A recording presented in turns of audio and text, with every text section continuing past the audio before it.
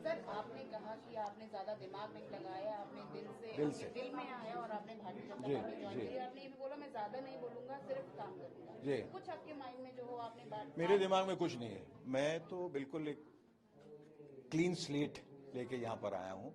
और जब आप पूरी तरह से आत्मसमर्पण करते हैं, टोटल सरेंडर, फिर सवाल उस पर नहीं लगाते। आप मुझे क्या देंगे, मैं ये कर सकता हूँ या नहीं, मैं ये करूँगा या नहीं, फिर आप पूर्ण विश्वास के साथ और आत्मविश्वास के साथ और पूरी श्रद्धा के साथ और पूरी भक्ति के साथ वो काम करें।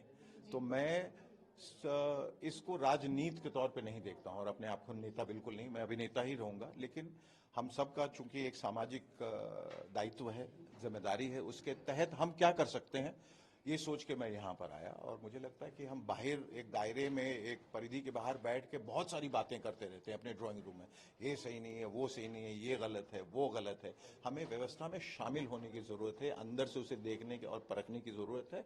और उसको मैंने कहा कि आखिरकार हमें क्या देखना है, हमें अपने देश को विकसित देखना है, हमें देश को वैश्विक पटल पे देखना है, हमें गर्व महसूस करना है कि हम सब भारतीय हैं और उसमें सबका योगदान होना स्वाभाविक है। ये सोच के मैं आया जी। सर, देश में एक माहौल चल रहा है राम मंदिर को लेके। विपक्ष के लोग कह रहे हैं कि जो बना, जैसे बना वो ठीक नहीं था, मैपिंग ठीक नहीं थी। कुछ लोग अगेंस्ट भी थे एग्जिस्टेंस के, श्री राम के।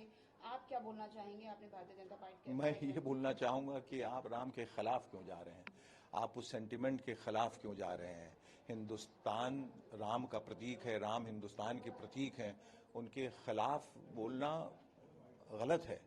और ये सब हो रहा है उनके आदेश से हो रहा है। हमें फख्र महसूस करना चाहिए कि हम उस देश में हैं जहाँ राम बसते हैं, जहाँ राम पैदा हुए। हम उस देश में हैं जहाँ बुद्ध पैदा हुए, गुरु गोविंद सिंह पैदा हुए, गुरु नानक पैदा हुए।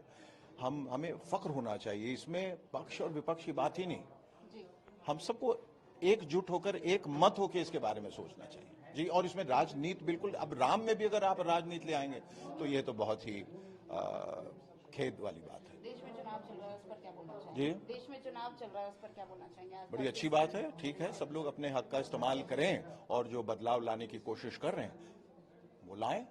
और हिंदुस्तान जिंदाबाद जी सर, जी। Thank you.